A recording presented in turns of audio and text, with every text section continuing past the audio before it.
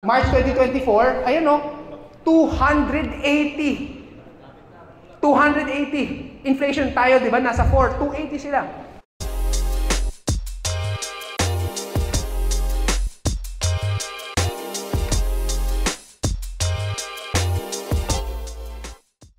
So, topic 1. So, why should you invest? Bakit ba tayo mag-i-invest? Sino dito, familiar kayo sa term na inflation? Inflation. Taas baba. Okay. Taas baba ng mga bilihin. At unti-unting tumataas yung mga bilihin. Okay? Inflation. Yun yung inflation. To some people, sabi nila, ay grabe naman yung inflation. Ang sama ng inflation. Ito yung mindset. Inflation is not wrong or bad. Nangyayari is, pag sobrang tumaas yung inflation, yung mataas na mataas, yun yung talagang nakakasakit sa mamamayan ng Pilipino.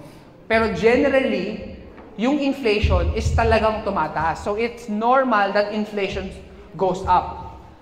So ang tanong, kamusta ba tayo sa Pilipinas? Tingin nyo, okay ba yung inflation natin? No? Okay. Sige, kwentuhan ko kayo.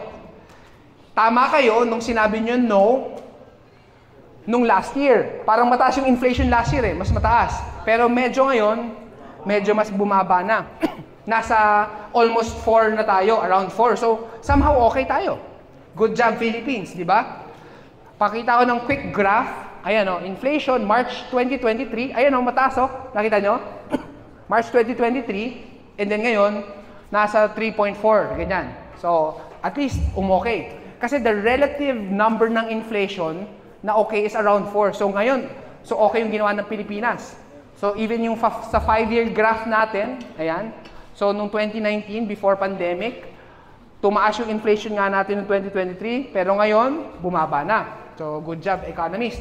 Even yung decades natin, na study, 1950s to 2024, 1958, ayan.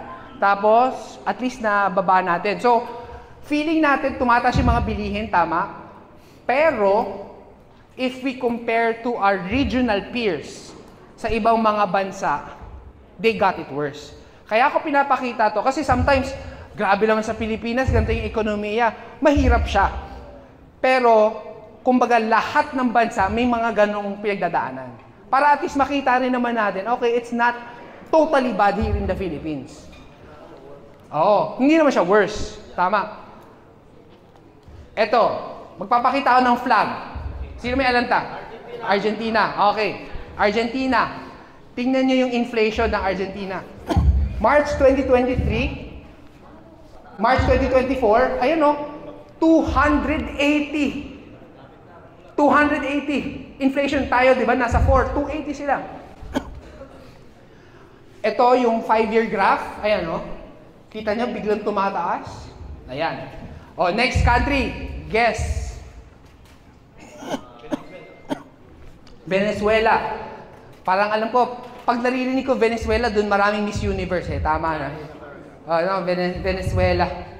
Okay. Venezuela, mataas sila. Pero unti-unti na silang bumaba. Pero dumating sila ng 400, yung inflation nila. Imagine 400. Halos wala na silang mabili sa pera nila. I remember to some countries, dahil sa sobrang taas ng inflation, hindi na binibilang yung pera nila, kinikilo na. Oh, kinikilo na. Kasi wala nang halaga yung 100, 200 eh. Kinikilo na. Kailangan na to the millions na yung pera. So imagine, wala na halaga masyado yung pera nila. Yan din yung 5-year graph. Ito, anong country? Ang gagaling nyo sa geography, ang galing sa countries eh, no? Ano to, may kasama ba sa mga schoolwork nyo sa army, ganyan? O mahilig lang kayo? Ang galing nyo, ha? In fairness, ha? In fairness. Okay. So, Iran, ayan. Ayan, nakita nyo yung inflation, umabot ng 50, ngayon nasa 37. Ilan nga tayo? 4. So, maiisip natin, okay, at least it's not totally bad sa Pilipinas. So, inflation is relatively good compared to other countries. Yun yung masabi natin. Again, so okay, nakita natin perspective globally. Pero kasi, it does not deny the fact na because of inflation, tataas yung mga bilihin. Tama? Tataas siya. Tanong ko sa inyo, sa 1,000 pesos ngayon, ano na ba aabot ng 1,000 pesos natin? Saan naaabot ang 1,000 mo? Ano? Isda? Ano? Ano? 5 items. No, sige, lalapit ako. Ano, sir? Sir, sabi kung isang case na lang noon, isang case na lang mabibili niyan, sir. Isang case. Isang case. Okay. Dati dalawa. O sige, dito, anong nabibili na 1,000? Dito, meron ba? O, sino? Ano? 3 kilong karne. Ano yon? Pork, chicken, atay. O, 3 kilo. Ano pa? Bigas. So, yung 1,000, 25 kilos na lang. Mura na yan. Ano, NFA ba yun? O NFA pa yun? Ano pa? Ano nabibili sa 1,000? Load. Load. Okay, mukhang marami kang ka-text ha. Okay. Okay, ano pa? Sa 1,000, ano? Tollgate lang. Pang tollgate lang no? Parang yung ano ko kanina, tollgate ko, yung from Manila to parang 400 plus na 487, okay, 487. Hindi pa kasama yung Skyway doon na auto sweep. Di ba? Tollgate pa lang So nakita nyo, parang ang taas na ng mga bilihin as opposed to the 80s and 90s. Sabi ng mami ko, pagka nag-grocery sila, dati nung bata kami, yung 500, parang ang dami na daw nun. 500 pesos. Ngayon parang 500, parang ilang item lang Di ba? Sino dito mahilig sa Jollibee? Jollibee? Or McDo kayo? Ano? Mga anak. Sige. Yung Jollibee one-piece chicken with drinks, alam nyo ba kung magkano ngayon? 109. Okay. Alam ko kasi sa mga billboard ng Jollibee nakalagay, price differs. Price varies. Di ba? May ganon. Price varies. A la carte na lang, wala ng drinks. Ano na lang, take out, tapos bilhin ng soft drinks sa tindahan, gano'n. Or timpla ng juice para mas mura. Ang kaka-check ko kagabi, yung online delivery sa Jollibee, with drinks 82 pesos.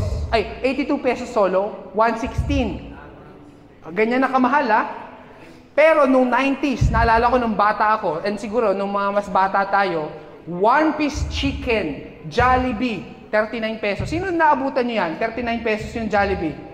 Di ba? 39 pesos lang Ngayon 100. Yun yung picture ng inflation. Kung tinabi mo lang yung pera mo, hinayaan mo, after few years and decades, wala nang masyado mabibili yun.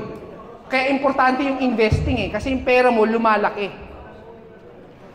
39 pesos. Ayan yung poster niya, Kung sa mga hindi naniniwala, ay malabo lang. Ayan, one piece chicken, 39, Chicken, 39 pesos.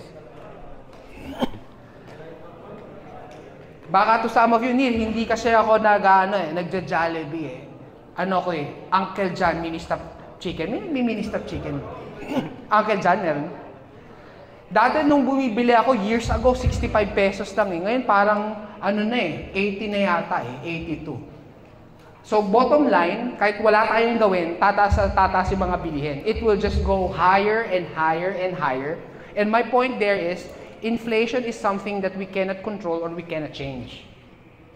But what we can control is on how you prepare for your future. What you can control is how you save and how you invest.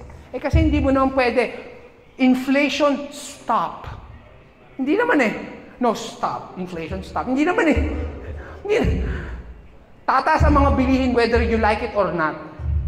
Ang tanong doon, ano yung gagawin mo habang umaakyat siya?